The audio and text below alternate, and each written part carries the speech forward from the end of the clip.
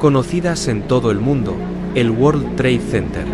En particular, las Torres Gemelas se transformaron en un ícono para la ciudad de Nueva York y un símbolo del poder económico estadounidense. Por casi 30 años, permanecieron como un sitio turístico para centenares de personas de diferentes lugares del mundo, dominando la iconografía de la ciudad y una maravilla de la ingeniería para quienes trabajaron en ellas. Sin embargo, pasarían a la historia por haberse convertido en un objetivo para ataques terroristas y el epicentro de uno de los peores, sino el mayor en la historia de Occidente. Y su caída tuvo enormes consecuencias e impacto a nivel mundial. Hoy, a más de 20 años de ocurridos los hechos, veremos en este vídeo los más inquietantes. Los que quedaron en el consciente colectivo por ser, no solo tristes, sino que también aterradoras. Estos son los 7 hechos más inquietantes sobre las Torres Gemelas.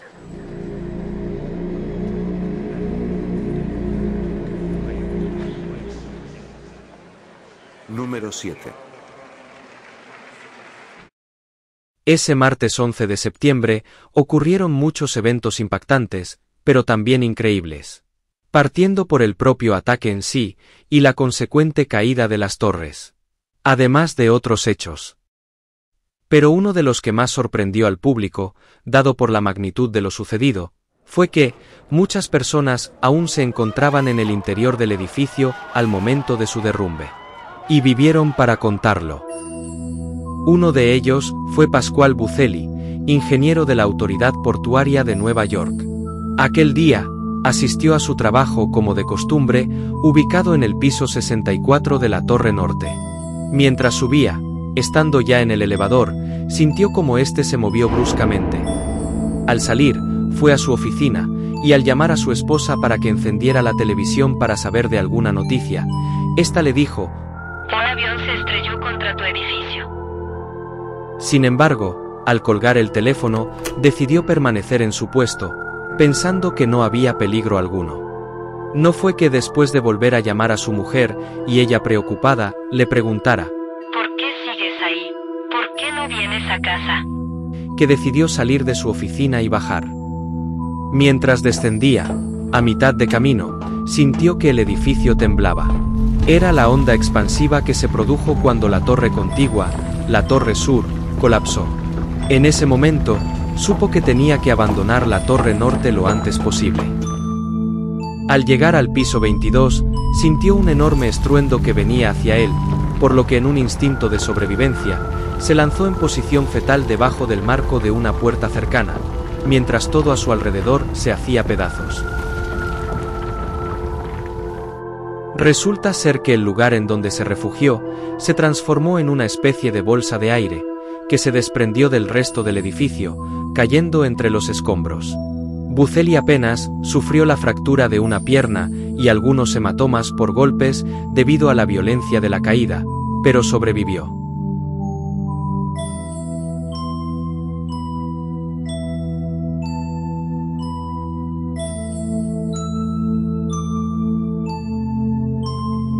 Caso similar fue lo que vivió el jefe de bomberos, J. Jonas, de la Sexta Compañía de Nueva York. Asistió al llamado de emergencias para ayudar con las operaciones de rescate, siendo asignado a la Torre Norte, cuyo vestíbulo se convirtió en centro de operaciones para los servicios de emergencias. Poco después de las 9 de la mañana, Jonas y su equipo recibieron autorización por parte del Comando Central para subir a la torre para ayudar con la evacuación de las personas que aún permanecían en las plantas bajas. Sin embargo, tiempo después, cuando la Torre Sur se derrumbó, la fuerza expansiva sacudió fuertemente la Torre Norte. Jonas y su equipo, al quedar perplejos por el acontecimiento, decidieron salir inmediatamente del edificio. Mientras bajaban, y a su vez, sacando a la gente restante del lugar, al llegar al piso 20, se toparon con una mujer de nombre Josephine Harris, quien había sufrido un accidente en su pierna y no podía bajar por sus propios medios. Pensó en una primera instancia en pasar de ella, pero según él, al meditarlo nuevamente, aquello lo habría perseguido y atormentado por el resto de su vida, por lo que decidieron ayudarla. Lograron descender hasta el piso 4, y mientras Jonas decidió buscar a más gente en esa planta, cuando fue que un enorme estruendo venía en dirección a ellos, y todo su alrededor temblaba enormemente. La torre se estaba derrumbando. Similar a lo ocurrido con Buceli, quien se encontraba a varias plantas por encima de ellos, quedaron atrapados en una bolsa de aire, que cayó entre el resto de los escombros del edificio. Fueron rescatados horas después.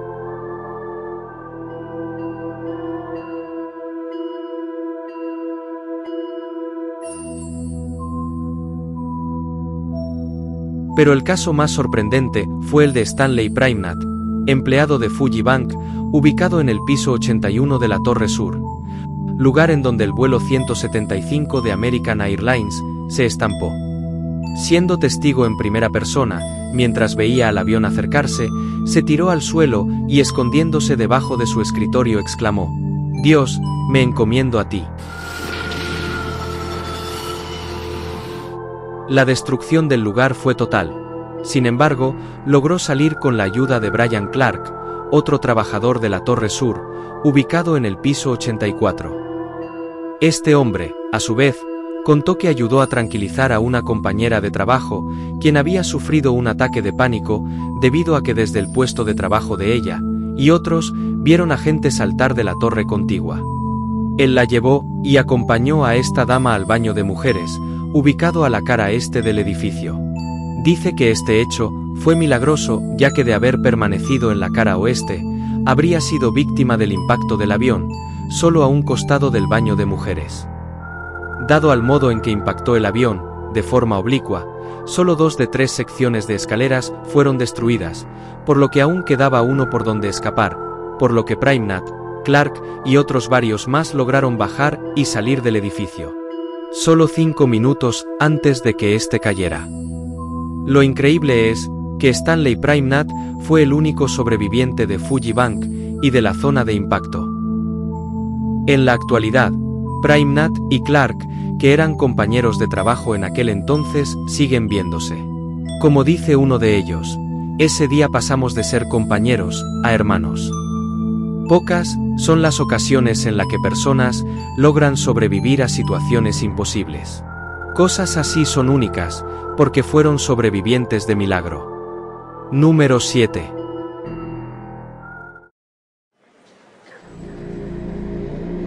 Número 6.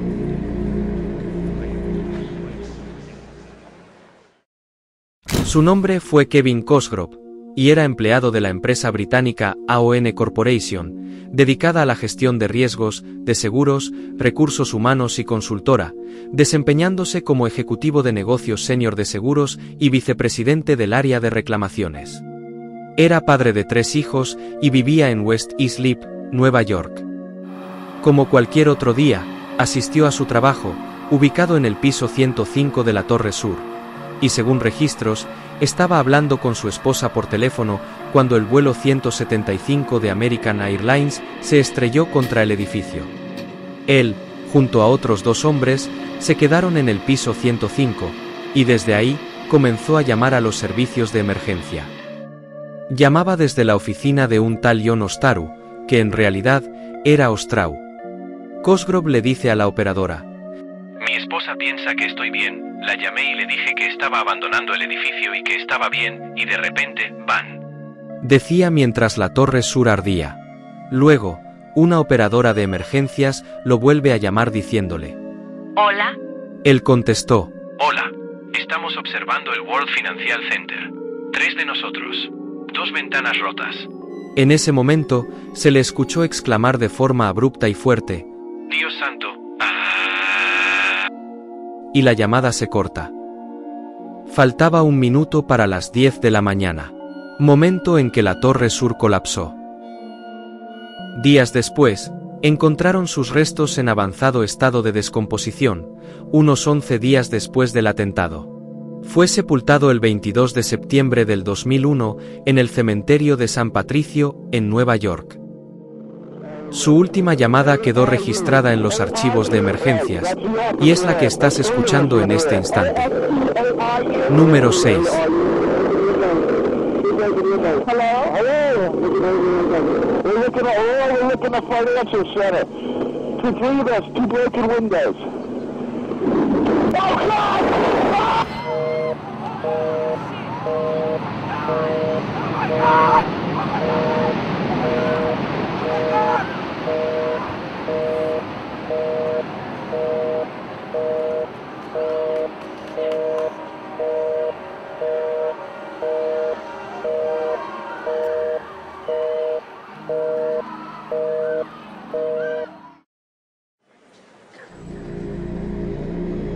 Número 5.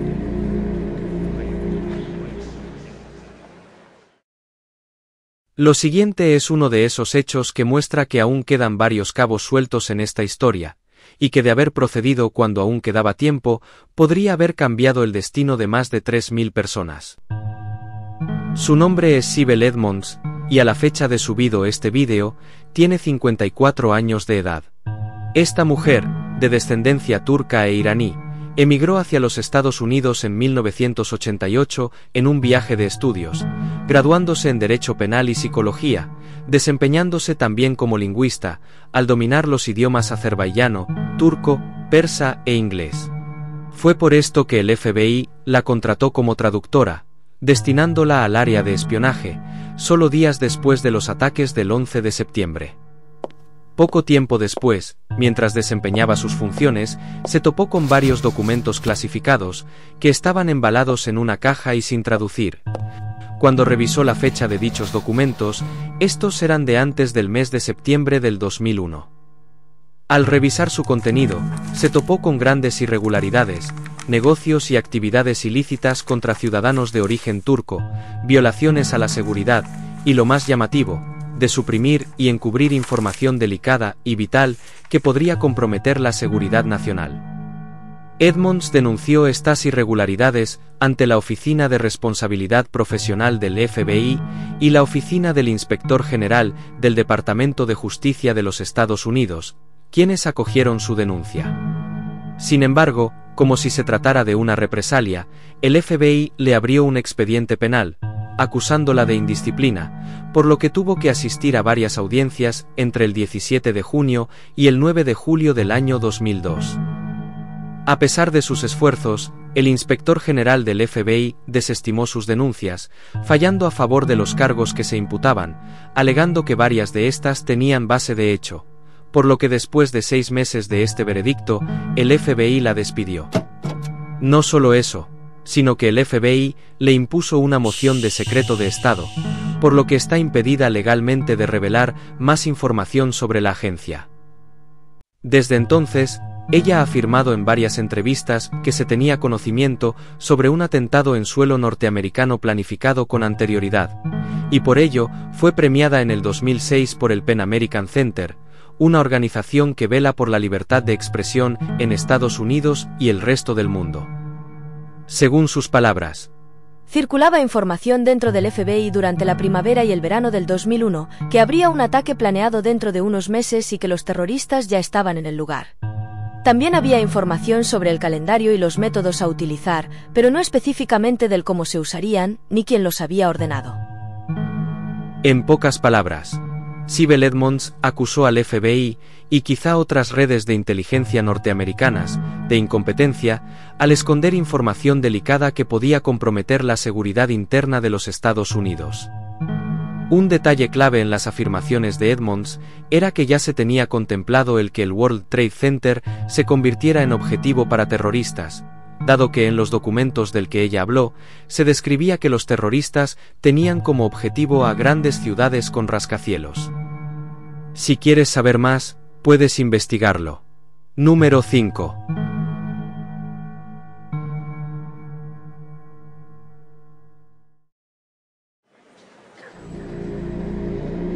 Número 4.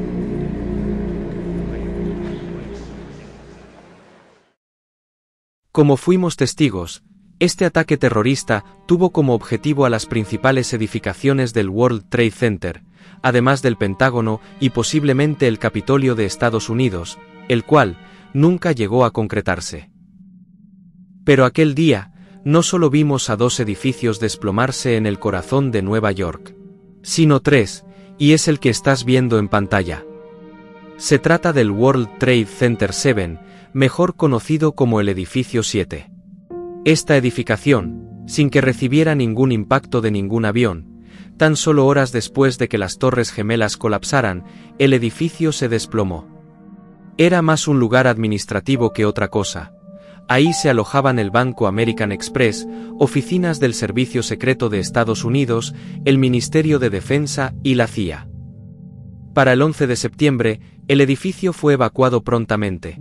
Sin embargo, se produjo un incendio en la parte baja, que al poco tiempo se volvió incontrolable, dado que el sistema de suministro de agua para incendios falló, al haber muy poca presión de agua para hacer nada. A las 10:28 de la mañana, cuando la torre norte se desplomó, los escombros golpearon al edificio 7, causando considerables daños a la estructura frontal. Si bien contaba con un sistema antiincendios, este no era automático, sino manual, ya que cada piso requería una activación manual, además de que este sistema contaba con apenas una conexión, por lo que era totalmente falente. Sin contar con que las bombas de agua no funcionaban ya que no había electricidad, siendo la presión del agua prácticamente nula.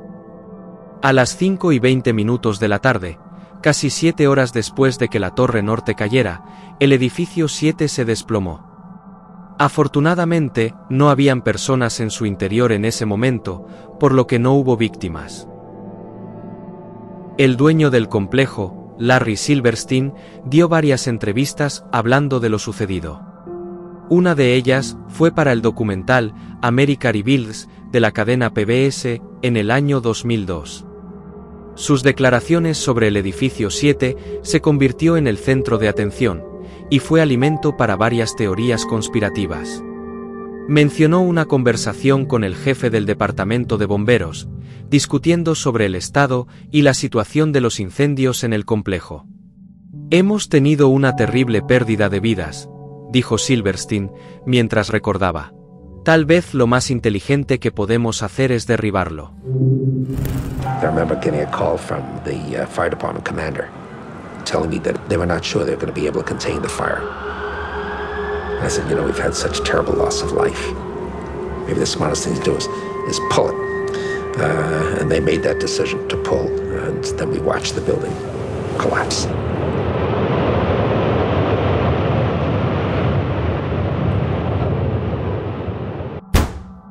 Esto último se ha usado para argumentar que el edificio fue demolido con explosiones controladas, al igual que se acusa de haber hecho lo mismo con las Torres Gemelas.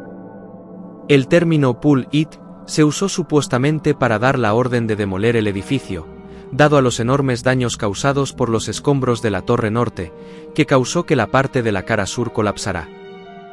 Sobre esto, el periodista de la cadena Fox News, Gerardo Rivera, afirmó: «Si hubiera explosivos involucrados, esto querría decir que los manifestantes más desagradables en estos últimos años tenían razón». Incluso el ex juez del estado de Nueva Jersey y analista político Andrew Napolitano dijo: «Es difícil para mí creer que se vino abajo por sí solo». Las investigaciones atribuyeron el colapso del edificio 7 a una falla estructural total interna entre los pisos 5 y 7, dado que la celosía estructural falló al ablandarse por el calor, provocando que el resto de la estructura se viniera abajo. Más allá de esto, ¿qué habrá querido decir Silverstein con esto?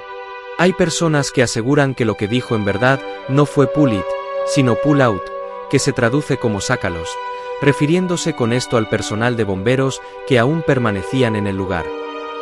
Recordemos que para el momento del colapso, todos los que habían estado ahí habían sido evacuados, por lo que no hubo víctimas. No obstante, este hecho no deja de ser turbio. Con respecto al edificio 7, el hecho que se cayera sin recibir ningún impacto de avión y con apenas algunos incendios, sigue siendo objetivo para todo tipo de teorías conspirativas, y el hecho que la cadena BBC News anunciara su caída unos 20 minutos antes de que se produjera no ayuda en nada.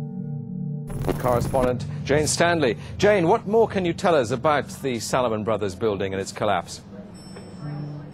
Well, only really what you already know. Details are very, very sketchy. There's almost a sense downtown in New York behind me, down by the World Trade Centers, of just an area completely closed off as the rescue workers try to do their job. But this isn't the first building that has suffered as a result. We know that part of the Marriott Hotel next to the World Trade Center also collapsed as a result of this huge amount of falling debris from 110 floors of the two Twin Towers of the World Trade Center. As you can see behind me, the Trade Center appears to be still burning. We see these huge clouds of smoke and ash, and we know that behind that there's an empty piece of what was a very familiar New York skyline, a symbol of the financial prosperity of this city, but completely disappeared now, and New York is still unable to take on board what has happened to them today. Presumably there were very few people in the Salomon building when it collapsed. I mean, there were, I suppose, fears of possible further collapses around the area. That's what you would hope, because this whole downtown area behind me has been completely sealed off and evacuated, apart from the emergency workers. That was done by the mayor, Rudy Giuliani, much earlier today because of, course, the dreadful collapse of the Twin Towers of the World Trade Center. But New York very...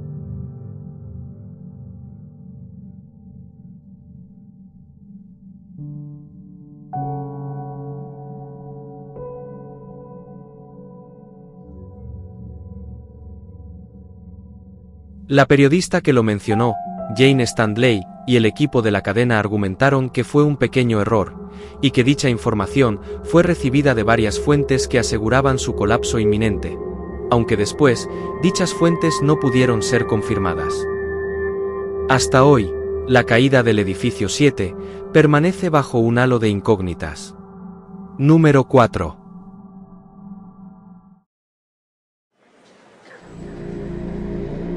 Número 3.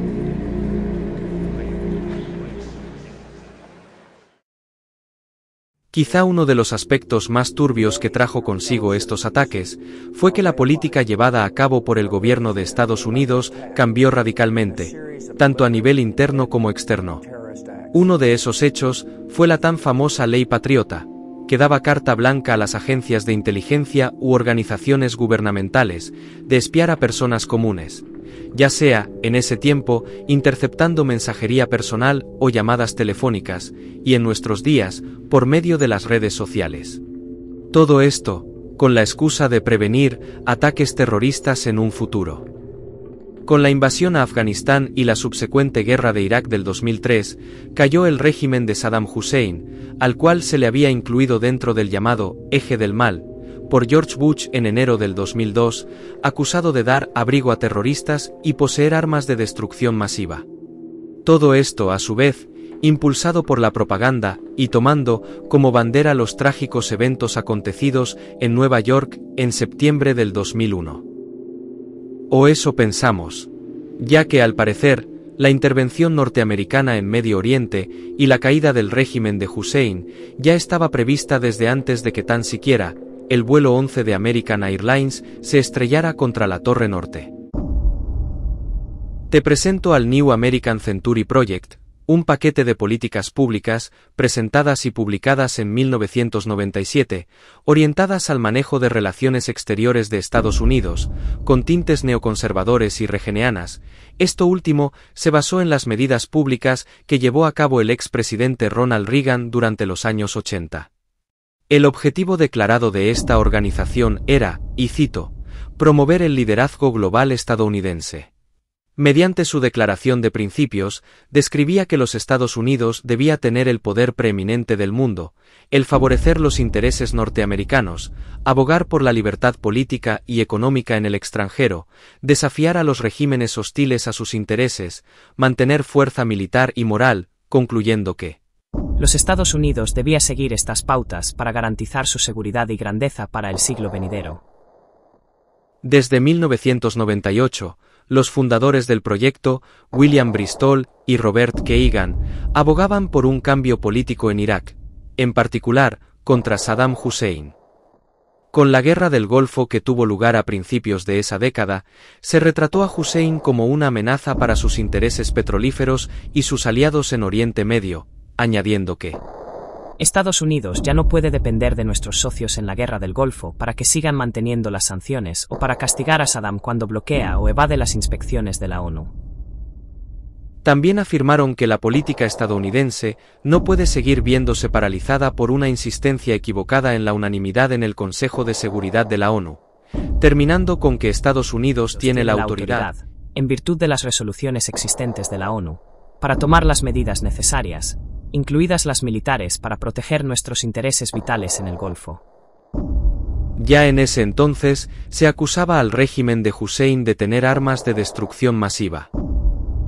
En 1999, Estados Unidos llevó a cabo la Operación Zorro del Desierto, una serie de bombardeos tácticos contra objetivos militares iraquíes, que, si bien tuvo éxito en cuanto a la destrucción de dichos objetivos, tuvo resultados inconclusos en ámbitos políticos, esto dado principalmente a la propia crítica norteamericana, ya que percibía que en aquel entonces, el presidente del país, Bill Clinton, que estaba siendo sometido a un juicio de permanencia en el cargo, acusado de delitos y faltas graves, además de un escándalo sexual con la becaria Mónica Lewinsky, utilizó estos actos militares como distractor.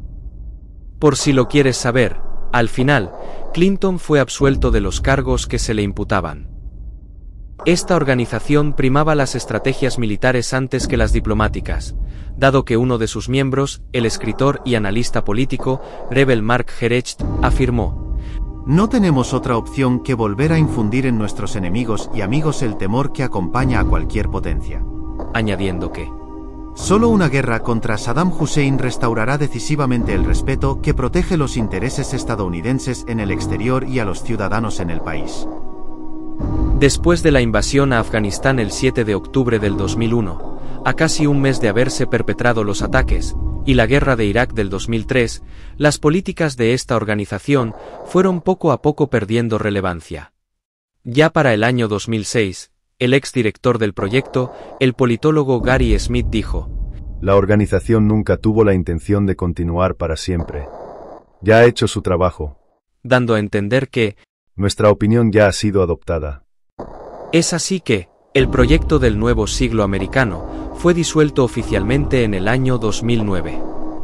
Hay que decir que los mismos fundadores de este proyecto fundaron otro grupo, la Iniciativa de Políticas Exteriores, el mismo año de la disolución del nuevo siglo americano. Este grupo estuvo activo hasta el 2017, año en que fue oficialmente disuelto.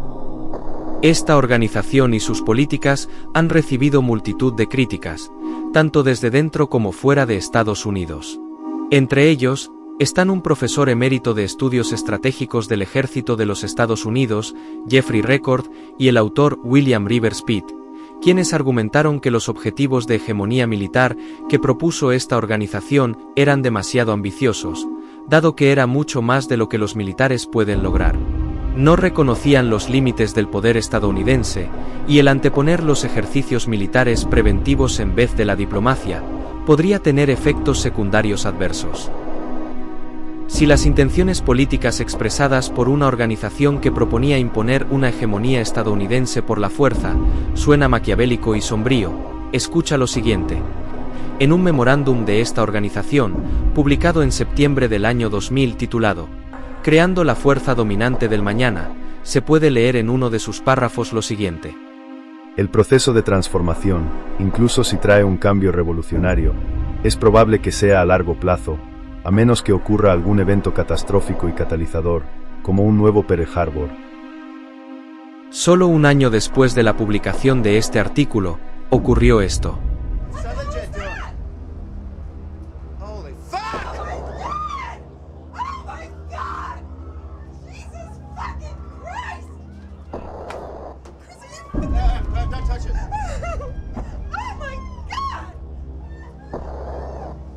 Lo ocurrido el 11 de septiembre es tomado como detonante de que estas medidas políticas que proponía esta organización, que hasta entonces eran parcialmente tomadas en cuenta, fueran implementadas en la política norteamericana, mucho antes de lo esperado.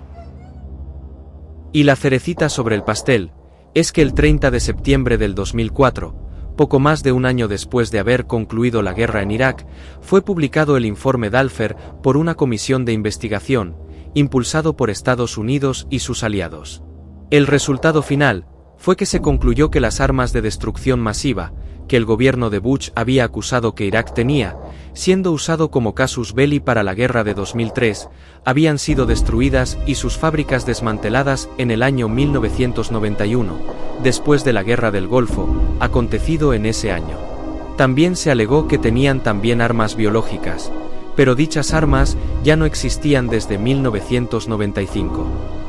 Estas medidas fueron tomadas por Saddam Hussein para levantar las sanciones que había impuesto la ONU, tratando a su vez de mantener la estabilidad de su régimen, apelando al programa de petróleo por alimentos. El gobierno norteamericano alegó que si bien esas armas fueron destruidas antes del año 2000, había intenciones para reactivar el programa.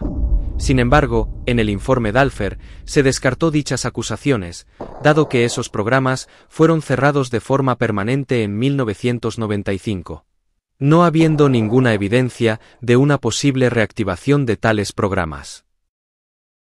Sin dudas, uno de los eventos más turbios relacionado con los ataques de septiembre del 2001 y a la política estadounidense. Número 3.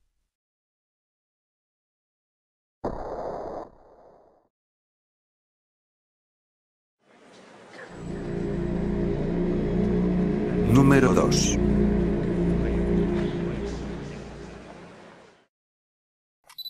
Su nombre es Ernest Armstead y fue trabajador del Servicio Médico de Emergencias del Departamento de Bomberos de Nueva York, que estuvo en servicio durante aquella jornada del 11 de septiembre.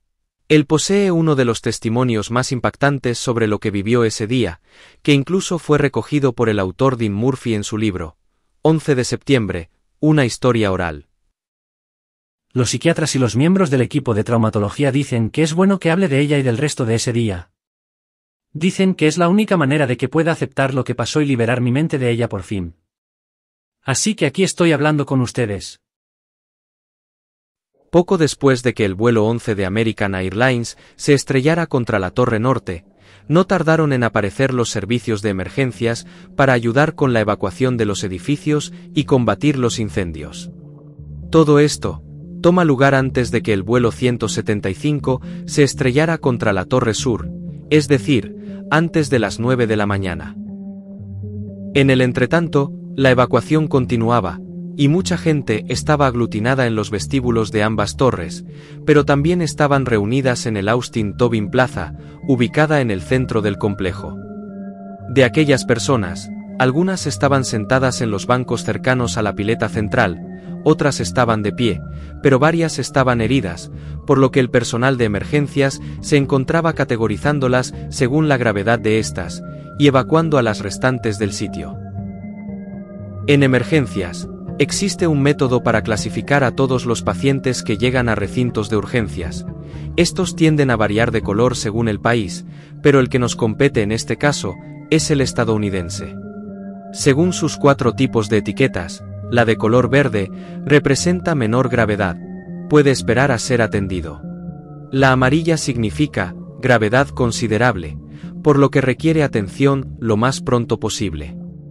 La roja representa estado crítico, necesita atención inmediata. Y finalmente la negra, que significa que el paciente está desahuciado, o que ha fallecido. Nuestro amigo se encontraba realizando esta tarea cuando se dirigió al vestíbulo de la Torre Norte, ya que allí se había desplegado el centro de operaciones de los servicios de emergencias, en la espera de ser asignado a alguna labor. Mientras caminaba hacia allá, decenas de escombros estaban desperdigados por toda la plaza, mientras contemplaba por un momento el lugar del impacto de la aeronave, el humo y las llamas que emanaban de ahí.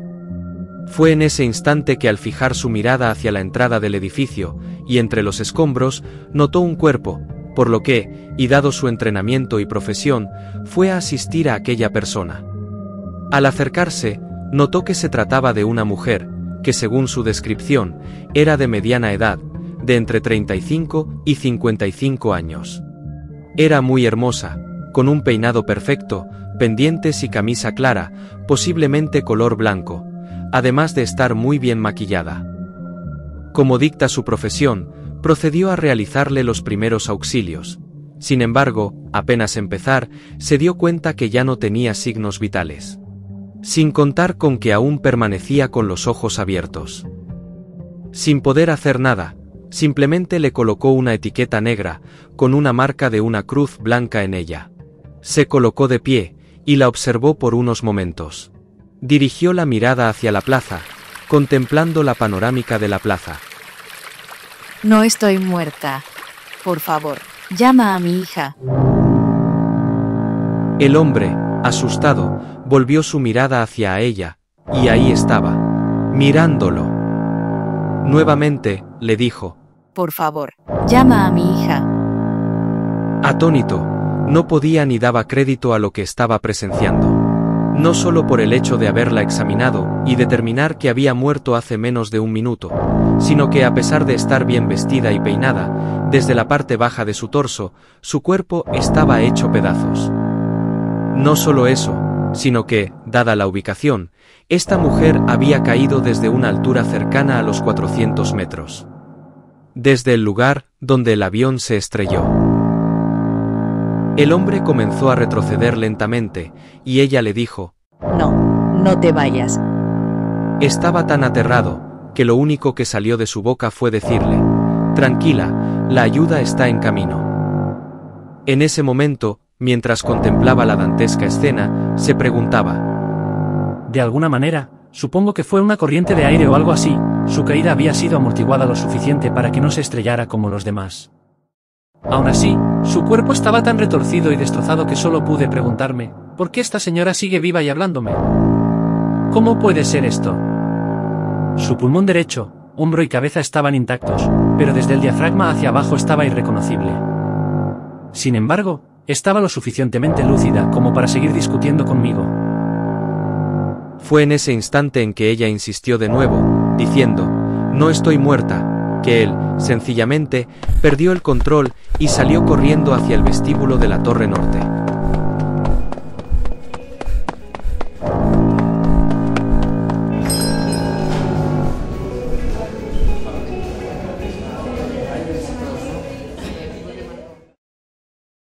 Según sus palabras, tiempo después salió del edificio para seguir ayudando con la evacuación del resto del complejo.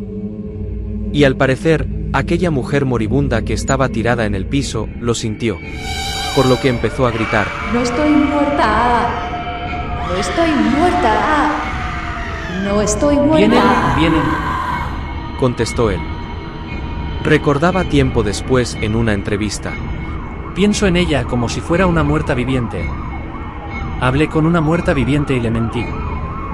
Le dije que aguantara, que la ayuda estaba en camino. Pero la declaré muerta en mi mente y ella lo sabía. Le puse una etiqueta negra con una pequeña cruz blanca alrededor del cuello, y lo mejor que pudo, me dio la lata por ello. Describió aquella situación con el pasaje bíblico de Salmos 23:4, el valle de sombra de muerte, y añadió: Sentí la muerte, la escuché, la vi y la olí. Y con esa señora en la plaza, incluso hablé con ella. El testimonio de Armstead llega hasta aquí. No se sabe qué pasó después con esta mujer.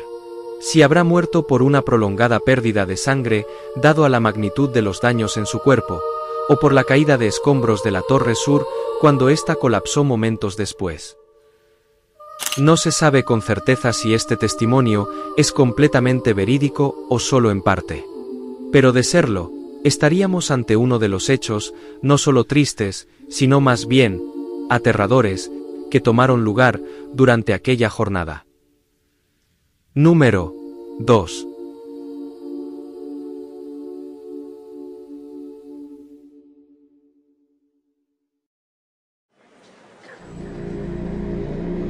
Número 1.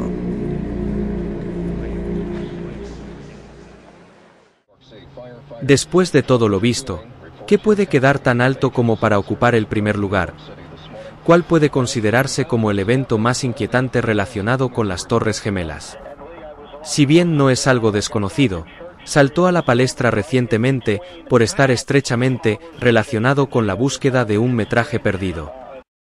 Considerado un lost media, se dice que durante el desarrollo de los eventos del 11 de septiembre fue grabado un vídeo muy cerca de una de las torres, que llevaba por título, LOL Superman. Pero, ¿qué hacía a este metraje tan particular? Se trataba de un shock video, en donde se mostraba explícitamente cómo las personas que se lanzaban desde lo alto de las torres, reventaban al chocar contra el pavimento.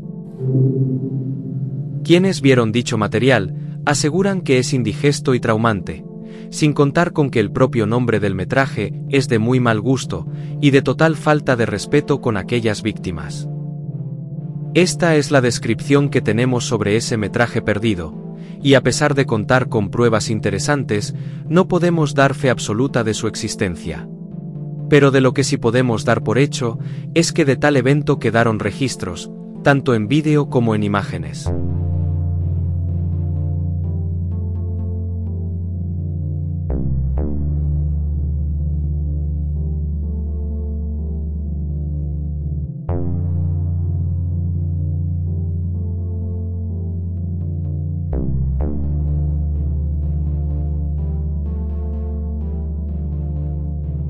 Con el impacto del avión, las 3 cajas de escaleras que permitían tanto el ascenso como el descenso del edificio quedaron totalmente destruidas, atrapando a decenas de personas que estaban por encima de la zona de impacto. Además, cientos de toneladas de combustible del avión comenzaron a quemarse en el interior del edificio, por lo que la temperatura aumentó drásticamente. Sin contar con que el único sistema antiincendios y de ventilación quedó inhabilitado, y las ventanas estaban selladas a los marcos de forma permanente, por lo que literalmente, las personas que estaban en el interior se estaban asando por el calor. Por eso, muchas de las personas atrapadas comenzaron a subir a los restantes pisos, alojándose en el restaurante Windows of the World, ubicado en el piso 107 de la Torre Norte. Allí, muchos rompieron las ventanas para poder respirar y pedir auxilio. Otros llamaron a los servicios de emergencias.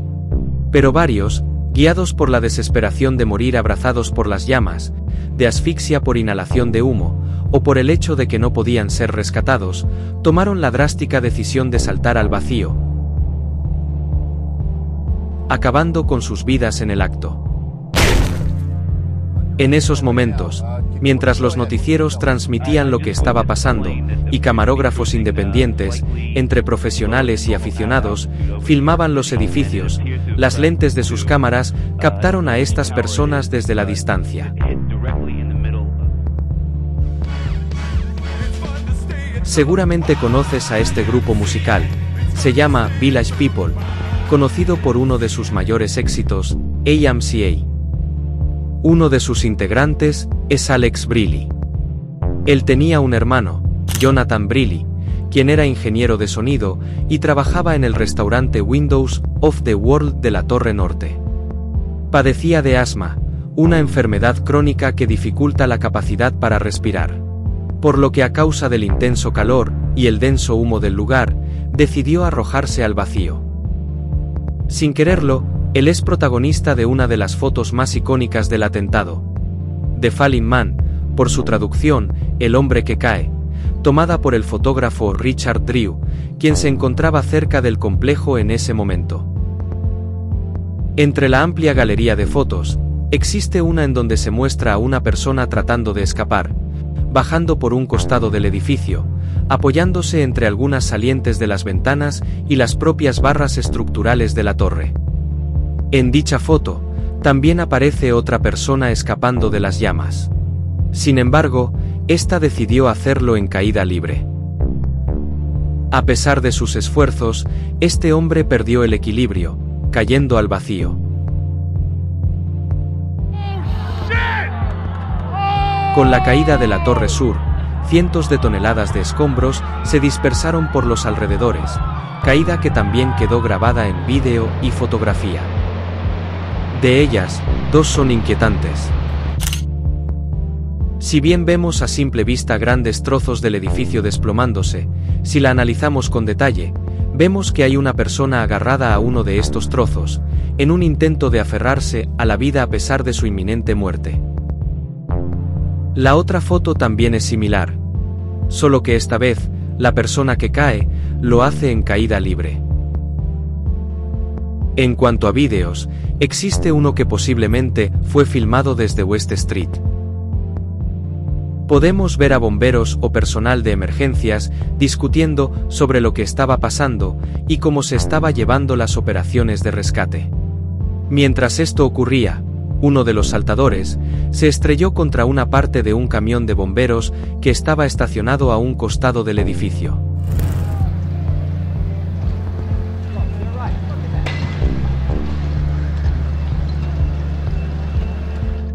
Ahora, con respecto a los metrajes perdidos, y muy por el contrario del LOL Superman, la veracidad de este otro metraje sí está confirmada. Su nombre es el que ves en pantalla. A diferencia del primer metraje, este muestra a los saltadores impactar contra el suelo desde lejos. No solo eso, sino que también se veía como varios de ellos se estrellaban contra un techo aledaño a la recepción de la Torre Norte, donde los taxis y vehículos particulares podían descender o llevar personas.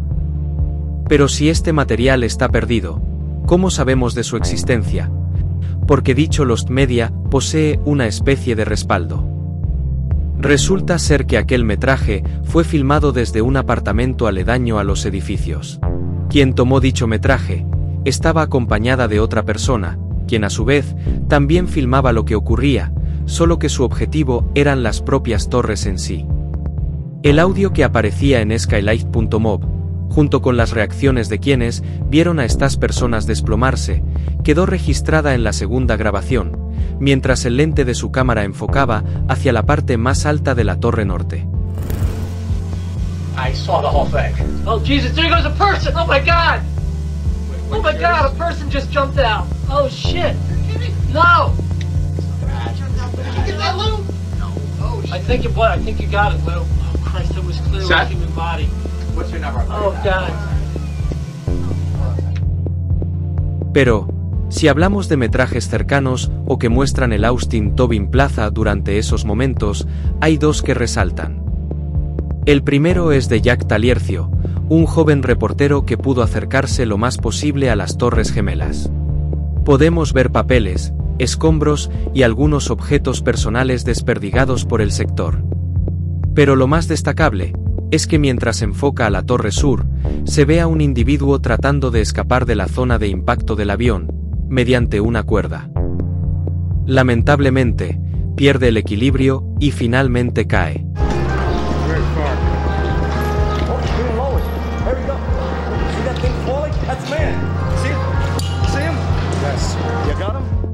Pero, sin duda, el más terrorífico fue un metraje grabado por un hombre llamado Guy Rosbrook, desde el Hotel Millennium, ubicado a menos de una cuadra de las torres. Se puede escuchar a él y su pareja hablar sobre lo que estaban presenciando, y mientras se enfoca en el primer edificio, las personas atrapadas comenzaron a arrojarse al vacío. Es el único metraje verificado que muestra, no a los saltadores impactar contra el suelo, sino el cómo quedaron después de ello. Todo esto ubicado en la base de la Torre Norte, cerca de la entrada al vestíbulo. El mismo lugar en donde el bombero Ernest Armstead vio a aquella mujer con el cuerpo destrozado que vimos en el puesto anterior. No podemos olvidarnos de la filmación de los hermanos Naudet, quienes fueron los primeros en registrar el primer avión estrellarse contra la Torre Norte y el desarrollo de los acontecimientos en primera persona.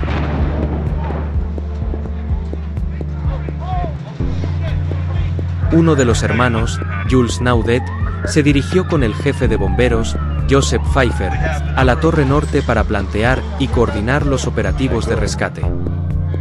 Mientras esto sucedía, se empezó a informar que habían personas que se estaban lanzando desde las ventanas. Quedando registrado también el sonido que hacían estas personas cuando se estrellaban contra el techo de cristal de la recepción del edificio, el mismo que se ve en skylight.mob.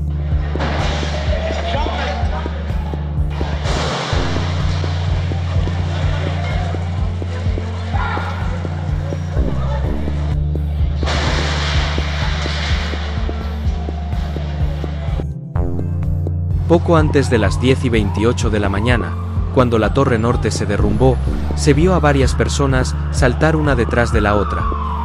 Evento que también quedó registrado en fotografías. En una de ellas, aparecen dos personas, posiblemente una pareja, que decidió saltar. Mientras caían, se les vio en el aire tomados de las manos, yendo juntos hacia su destino. Hay una gran cantidad de vídeos en donde se ven a estas personas caer, e inclusive, escucharlas impactar contra el suelo.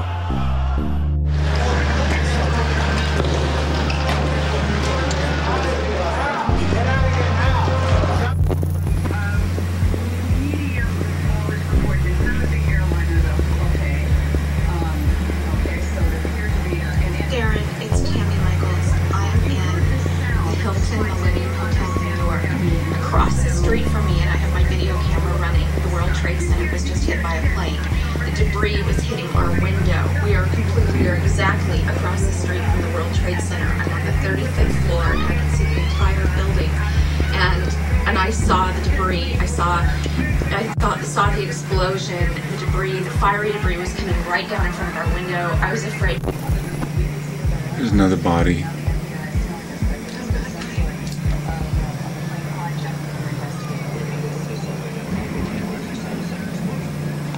I could hear more explosions. Sin dudas, el evento más inquietante, triste y trágico, relacionado con este catastrófico suceso que cambió por siempre la mentalidad y la historia de Estados Unidos, y también siendo un punto de inflexión en la historia de Occidente, marcando un antes y un después en los requisitos y normas de seguridad que conocemos hoy en día. Número 1. Espero que este vídeo haya sido de su agrado. Denle un me gusta, compártanlo con sus amigos, y agradecería su suscripción al canal. Eso me ayudaría mucho. Nos vemos en la próxima.